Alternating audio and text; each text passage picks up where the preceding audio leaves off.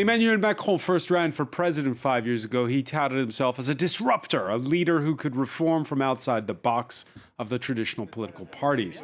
Turns out that the disruptor can sometimes be a little bit of a loose cannon. We'll be asking the panel about the incumbent's latest shock statement that's got the chattering classes going here in Paris. For the rest of Europe, well, it's all a bit of domestic political theater that offers the added bonus of playing up to stereotypes about the French. Except, guess who holds the rotating presidency of the European Union since January 1st, and coincidence of the calendar, will do so through April's French presidential election. That's right. The self-styled Jupiterean president of France also wields the gavel at the European Council while he's running for re-election. A problem? We'll ask the panel.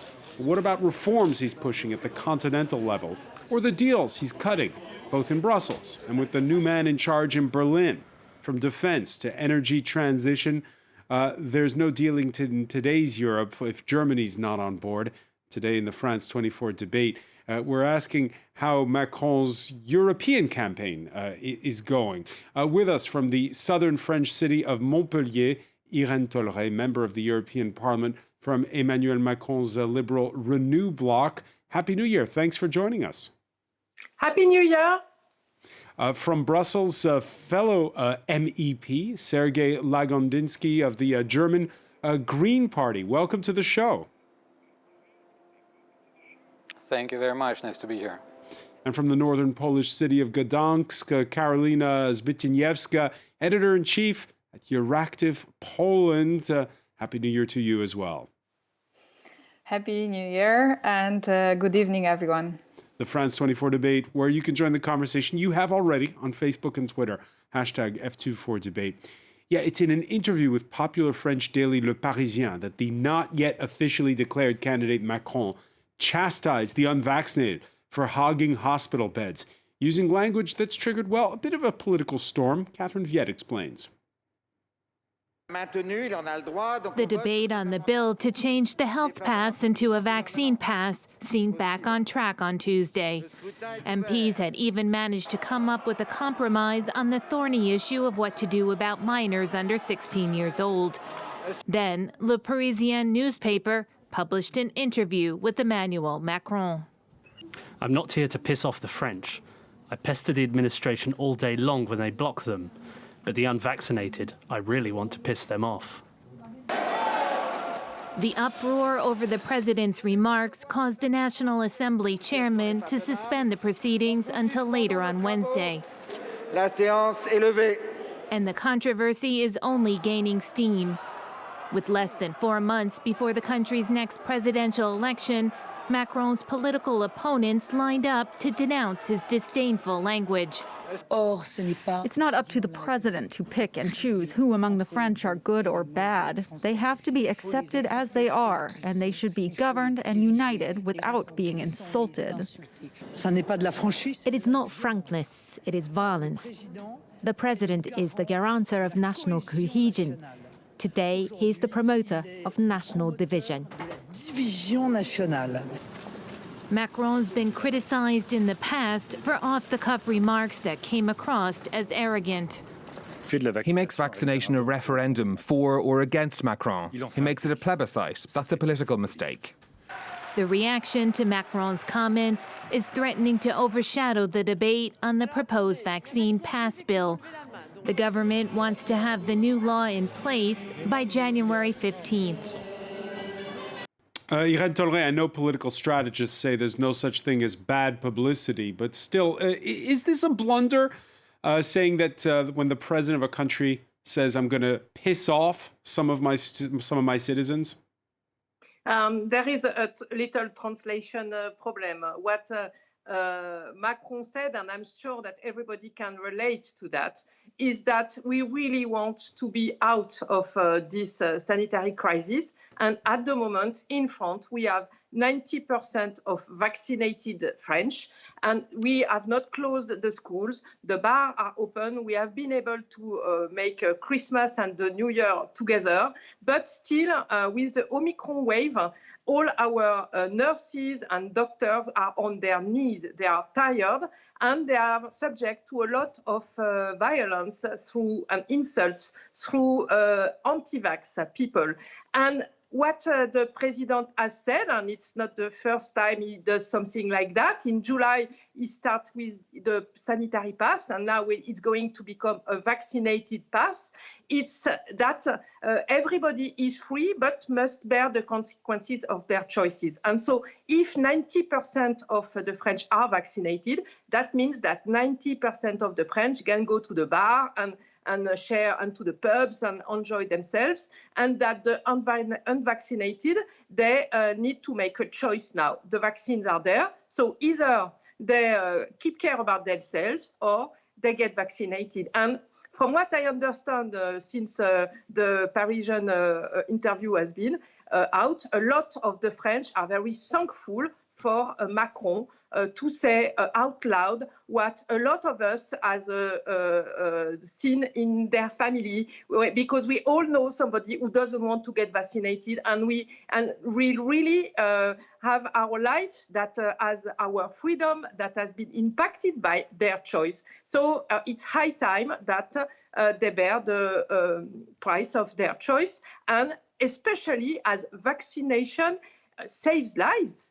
And also the people who are not vaccinated, because at the moment in the hospitals in France, 70% of the people who are in reanimation are unvaccinated. But we have less than 10% of the population, 5 million adults. So some French who do not have their treatment for cancer, do not get their operation, because at the moment we deal with the big waves of the COVID. So it's time that for solidarity and fraternity with our nurses, that we all get vaccinated. Sergei Lagodinsky, yeah, we do have 90% vaccinated in this country. I know in Germany, you have a small but very vocal anti-vax movement. Do you wish sometimes that the German chancellor would announce that he wants to, quote, piss off the unvaccinated? No, I don't, and I think that we should be very careful not to, by any means provoke any civil war-like divisions in our societies. I do think that we should do our best to give incentives and also to give maybe some negative incentives for those who are not vaccinated to get vaccinated. But I don't believe, and by the way, in Germany, the numbers are much lower. The numbers of the vaccinated people are lower than in France. And I congratulate our French colleagues to the high rates. But I don't think, and by the way, this parliament, the European Parliament, when we were talking about the so-called green pass, the vaccination pass of the European Union, we in the Interior Affairs Committee made it very clear that it should not be a ground for discrimination against those who decide not to get vaccinated. This was the position of the Interior Affairs Committee here. Yeah, not to discriminate against those who don't want to get vaccinated. Karolina Zbigniewska, what were the reactions where you are when people heard Emmanuel Macron's statement? Well, in Poland, we are just covering that. And when you look into the Polish news, you seem to see that nothing else is going on in France, more or less. So there is not much talk about the French presidency, not much talk about the quite successful vaccination strategy and implemented strategy in France. But now all the major news portals write about the vulgar statement. And I would like also to address the fact that we must take into account, looking at Macron's statement, that he is now within the full-fledged political presidential campaign, when all candidates are actually competing in achieving headlines. And he has just achieved that, and now he can measure if it paid off. He will and his campaigners will see if it's a successful strategy to use such radical language or not. And so I think that he has been just testing the ground of radicalism when all other candidates are also racing in radicalism and generally in attacking Macron and everything he proposes, he says, and he does. Which brings us to the subject of Europe, Carolina. A rotating president of the European Union who employs, as the words you use, are radical rhetoric. Is that a good or bad thing? Or is it just Macron being Macron? In my view, it's Macron being a clever politician, trying out different strategies, but we also know that he has already introduced some, in the beginning, radical and very much criticized strategies and statements in the past, like, for example, strategic autonomy. I remember that in the beginning, he was the only one that was a proponent of that topic, but then he triggered discussions all over Europe and then internationally about if it's a real way to go, if it has any sense, and how to address the topic of strategic autonomy. Now we see everyone, all Europe is discussing it. We are only looking at how do we imagine it? Do we imagine it as a federal Europe working together, or do we imagine it better as a European Union of so-called by countries like mine, like Poland, of nation states? Yeah, and we could talk about this notion of strategic autonomy and how it is sort of being phased out in the language used by Macron himself. Last month, he gave a speech to unveil his ambitions for France's European presidency for 6 months. In that speech, it was at the presidential palace here in Paris. He talked up things like, a carbon tax, a Europe-wide minimum wage. On defense, the tone seemed to have shifted. In an emphasis on immigration reform and border protection. Out, any mention of a European army separate from a US-led NATO command. Based on the initiatives we have taken in the last 4 years, we need today to enter an operational phase, define for us, Europeans, our common interests, and a shared strategy in a world of threats and risks. On this presidency will be a moment to define what we have called the strategic compass, meaning a European white paper on defense and security, which both presents the state of threats and sets our collective choice, our positions, our ambitions. So Irène Tolleray talking about a white paper. In other words, there'll be some research done by experts, but that's a far cry from calling for a European army. Okay, so we have a French presidency, and we have subjects to tackle at the European Union level. And for instance, we have a border crisis and immigration crisis, as the crisis on the Ukrainian borders, for instance, shown. So the fact that we work and we have a President Macron that is very vocal on strategic autonomy and EU defense and makes it a priority for the Union is very important, because all the threats we have to face, I really believe that no member state alone is strong enough. So the European Union needs to be powerful on the planet, and for that we need to work on giving it the tools that are linked with the powerful we want this European Union to be. Yeah, well, let's hear from Germany's new chancellor. In his New Year's greeting, Olaf Scholz making it clear that even after the Trump years, there will be no European defense without the United States of America. Transatlantic cooperation is essential for security in Europe. With a view on Ukraine, there are currently new challenges here. The inviolability of borders is a valuable asset and non-negotiable. So, Irene Tolleré, is France back in the fold on that to defend Europe's borders, you need the United States? First of all, at the moment, France and Germany have been given a mandate to try and solve to mediate on the Ukrainian crisis.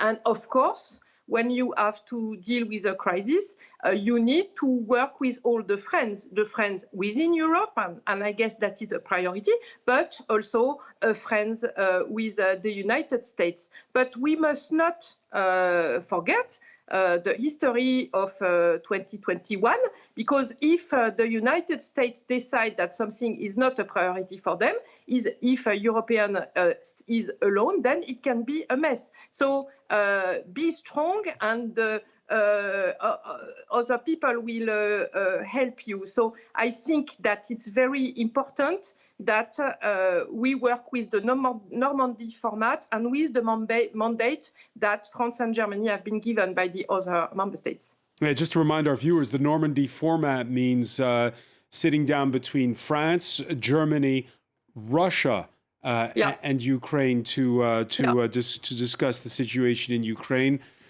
This Wednesday, we saw the European Union's foreign policy chief touring the front lines in Ukraine.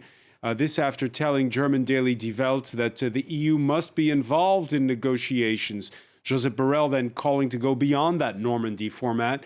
He was taking aim as well at Washington and Moscow. The diplomatic flurry, and we've seen it, Sergei Lagondinsky, in the last week. There have been to's and fro's between the Kremlin and Paris, between the Kremlin and Berlin. Is Brussels being sidelined? I think it is important to understand that there are two different or multiple different formats to deal with the issues. I think what is important for us is the proposal or the demand that Russians put on the table regarding the general geostrategical architecture in Europe, where the Russians have been really very outspoken that they would discuss those issues, for example, whether Ukraine should be a potential candidate for NATO or not, or other countries, how far can NATO go to the Russian borders, that they want to discuss this with the United States full stop.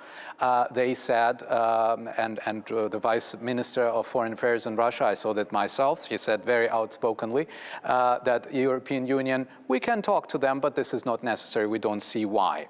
There is another push to start talks with Germany, only one country out of the EU on those issues. And I think all of those issues should be basically dismissed by our countries. I do also think that the German talks about potential new geostrategic architecture should not be held without involving European Union. And Annalena Baerbock, our foreign minister, is right now traveling to Washington. And I think one of the messages should be that European Union and Brussels should be involved in those discussions on par with our American friends. We want a European sovereignty or autonomy, name it, call it what you want. But this European autonomy starts in Brussels and not in Paris, and unfortunately for me, not in Berlin. So not in Paris, not in Berlin. Karolina Zbigniewska, your thoughts on this? What with, again, this French presidency of the European Union coming at a time when we have this huge crisis on the border between Russia and Ukraine? Yes, and at the same time, so in a sense, in the past, last year, Macron was very much set on the strategic autonomy, and he was mentioning specifically the autonomy from the United States, and called out to Europe to stop with the naivete when he saw not only the rapid pullout of and chaotic pullout of US troops from Afghanistan, but as we know, what infuriated Macron and many French as well was the AUKUS deal that sidelined France. Afterwards, Joe Biden said that he's sorry, the United States is sorry for this clumsy blunder in terms of transatlantic the deal in the and Pacific.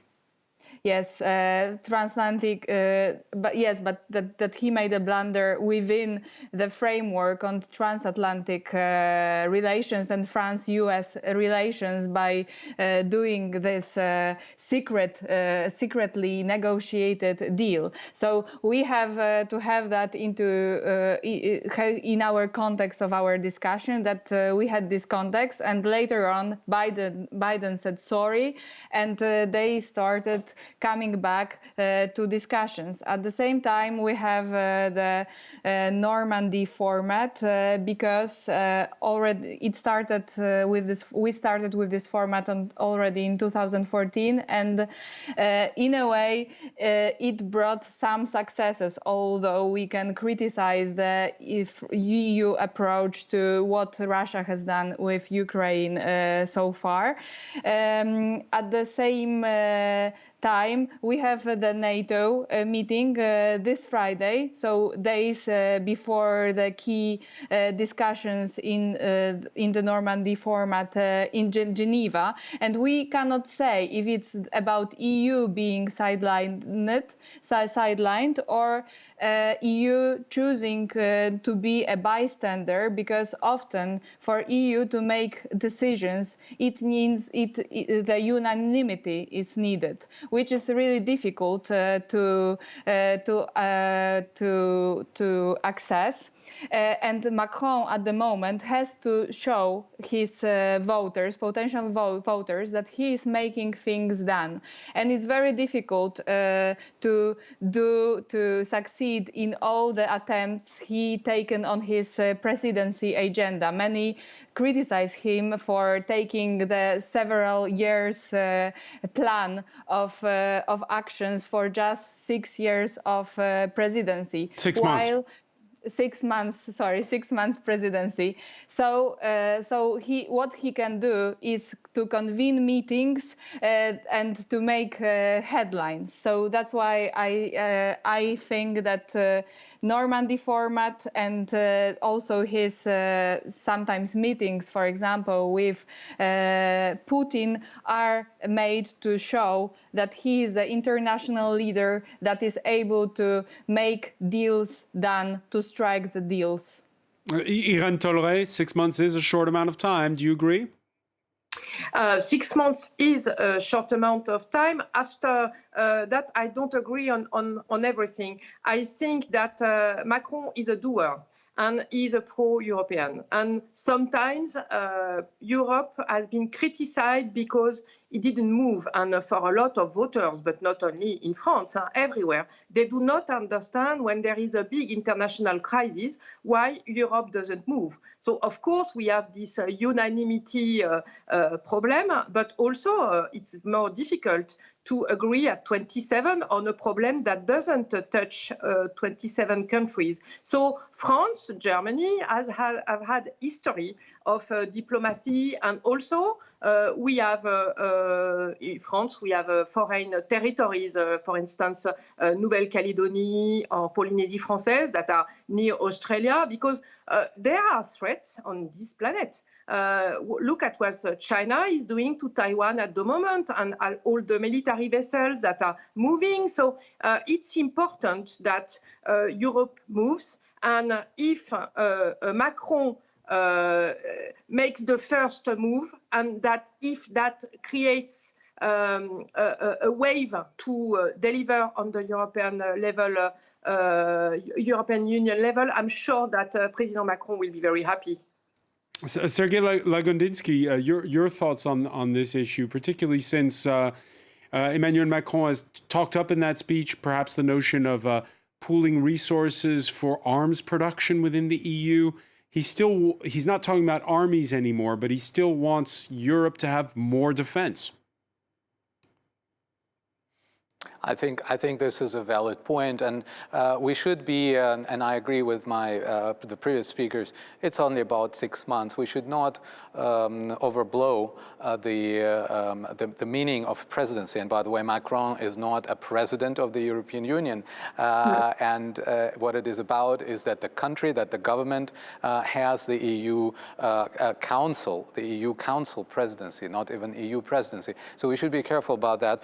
We had 6 months just now with the EU Council presidency by the Trump-like Prime Minister of Slovenia, with whom we as a parliament and me, myself personally, have a lot of problems. And yet this was a fine presidency because, the Prime Minister did not overdo it in putting himself into the epicenter. A lot of it is about technical stuff. It's about trilogues. It's about negotiations between the Parliament and the Council. And it is about putting in place 2, 3, 4 projects that are important to the government, and we have seen the program of the French government, which has been published just recently.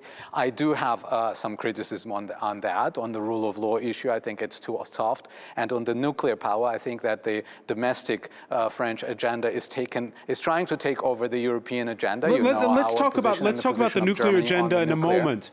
But let me first turn back a second to Irène Tolleray, because a minute ago you talked, Irène, about the issue of the fact that you have this unanimity rule where all 27 have to agree and how it hampers reform efforts. Why is it, though, that we didn't hear that much about breaking the unanimity rule from Macron himself? Instead, it's Olaf Scholz, who in his party platform has been calling for eventually the European Union to become a United States of Europe and to have it more federal and have less unanimity and more majority decisions on important matters. I'm French, I am not German, so we come from different countries, and of course federalism in Germany, they are already a federal nation, so they have no problem with that. But then on defense issues that we are talking about, it also means that we are very different. Because, for instance, the German chancellor, he cannot engage the German army anywhere. But regardless of our differences, we can still do some things. But are you personally in favor of tweaking, amending, scrapping the unanimity rule, where Malta has the same voice at the table as France? On some issues, yes. On some issues, I absolutely believe that the unanimity rule hampers the construction of the European Union. For instance, violence against women. I think that in the 27 member states, we should be able to have a law that protects women against violence. But we cannot deliver on that because of a unanimity vote. So maybe we could keep the unanimity rule, but restrain it to some really specific fields, and other fields go for the qualified majority. Sergei Lagodinsky, why is it that on this issue, changing the unanimity rule, Olaf Scholz is ahead of Emmanuel Macron? It's not just Olaf Scholz, it's all members of the coalition, and also in our Green Party platform, we have the same view. And in fact, the agreement, the government agreement, proposes precisely that, the one that we negotiated with all three parties, that we should work on abolishing unanimity rule with safeguards for small countries, that they should be also, their view should be taken into account, because this is something that I think is important also to mention in this debate. Abolishing unanimity rule should not lead to Germany and France deciding for Europe all the time. And this is a challenge. But I think that the unanimity rule is indeed something that paralyzes us. To change that, we unfortunately would need probably the change of the treaty. And for change of the treaty, you need a unanimity decision. So you need the decision of those countries who would lose under this decision. So this is a long-term project, and this project should be addressed. But I do think that a vision of Europe as a federal state, whatever you want to call it, if our French colleagues would like to talk about a unitary, centralized European state, okay, we should talk about that because it's closer to their own model. But there should be a vision of us getting closer and making our ability to act and to make decisions easier. And I think this is something that Scholz and Annalena Baerbock and our government is on board, and we should work on that together and jointly. Karolina Zbitniewska, Macron on the campaign trail here domestically, clearly positioning himself as the pro-EU candidate. He even went in for a bit of heat because there was one of the Paris monuments last week. There was a EU flag, but not the French flag, near the Tomb of the Unknown Soldier at the Arc de Triomphe, and that sparked a controversy. Nonetheless, how strong are his pro-EU credentials in your view? Well, from the very beginning in his campaign presidential bid in 2017, he has been viewed and presented himself as a thoroughly European, pro-European, Euro-enthusiastic candidate. And he is returning to that strategy this time as well. And actually, we see in France that at the same time, so many French people, actually, I counted today the poll of polls results, 46% are backing candidates, at least more than 46% of the French are backing candidates that are far right or sometimes very anti-European, meaning Valérie Pécresse, meaning Marine Le Pen, and meaning Eric Zemmour. So 46% of the people are, I would like to repeat it because it's incredible. So many French people are backing candidates that are often saying things that are contra European integration. At the same, we have 25% backing Emmanuel Macron, more or less at the moment. So he is kind of a lone soldier on the pro-European course. Because as we know, with the events that you mentioned about all this mess surrounding his making just European flag being displayed on the first day on the French EU presidency, he was attacked actually by everyone from all sides, also by Mélenchon. So I think that it's great that he has found at the same time this one strategy that he is very stringent on, that he is very much coherent in, and hopefully he can manage to continue and win on that agenda. I'm saying that as a pro-European editor and journalist, and I think that despite there are some differences between Olaf Scholz and Emmanuel Macron, for example, as regards the development agenda that will be discussed on the summit in Paris 1 month before the first round of elections. I think that German government and many other governments that are pro-European will try to support Macron's presidency plans, to help him deliver so that he can win these French elections. All right. And we were mentioning it earlier with Sergei Lagondinsky, under the radar. It happened between Christmas and New Year, was the European Commission awarding a green label to nuclear energy. It still has to go through Parliament, but the new German economy minister didn't let it pass. Robert Habeck, who is a green critical, he's part of a coalition that's led by the Social Democrats. That green label of approval, though, going for natural gas, which is a must for Germany, a nation weaning itself off of nuclear power. The proposals of the delegated act of the EU Commission with regards to gas are in line with the position of the German government, even if such an act would not have been needed from our point of view. We reject the assessment on nuclear power. Germany has also defended its closely coordinated position on this issue to the EU Commission on several occasions. Sergei Lagodinsky, there's been denouncing, I know by your party, of nuclear power getting that green label.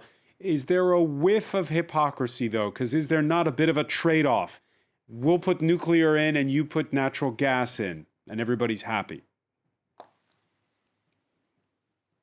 I'm not sure about that. I think that the nuclear gas, at least our party is very clear about the nuclear gas and its meaning as and its environmental impact. We have a lot of environmental impact by branding gas as a green technology. At least us in the European Parliament, the Greens, are very skeptical also about that, and I know that many in our party are as well. I don't think there was a deal there. We are very clear on the nuclear, and it is something that our Austrian colleagues are already going to court against the Commission.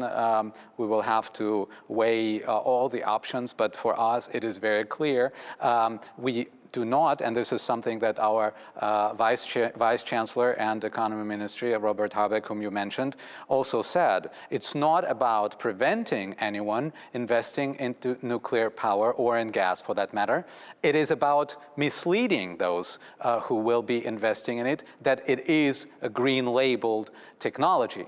And I think that this regulation, this measure, is not necessary, and there is no need for the Commission to go ahead with that. And this is our position, and I think that this will be also a position of at least a relevant part of the German government. And are you saying that Emmanuel Macron used domestic politics or domestic interests, if you will, is he abusing his power as the one who wields the gavel at the European Council?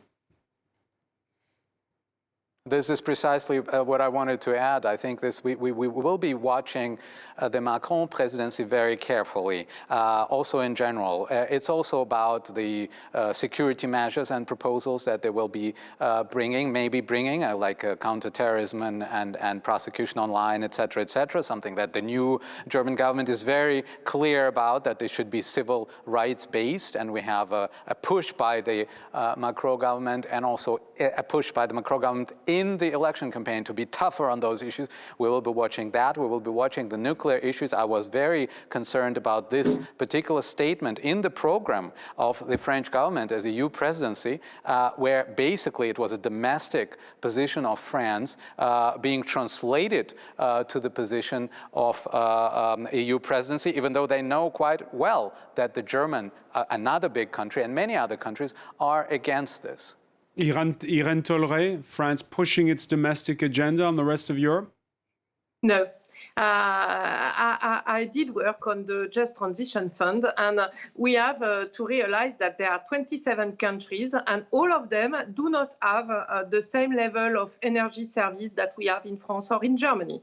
And when you have somebody from an eastern country that at the moment has his electricity or his heat that is linked with coal, and that had because we have voted the Green Deal and the Fit for 55 objectives, then these countries, they tell us, what do I say to my citizens in the winter? That I'm going to cut the electricity because I get out of coal?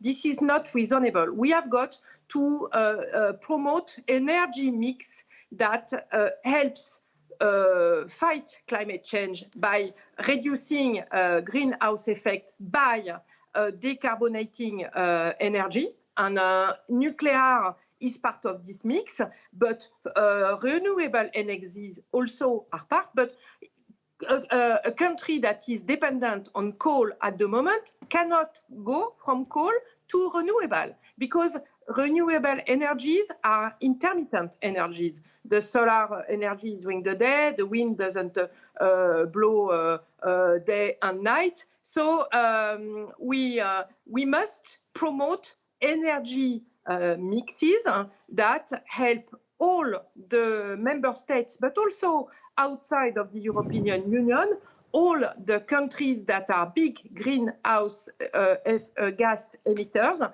to reduce their emission by promoting renewable and less emitting energies. I'm sorry, but the nuclear energy is decarbonated. Huh?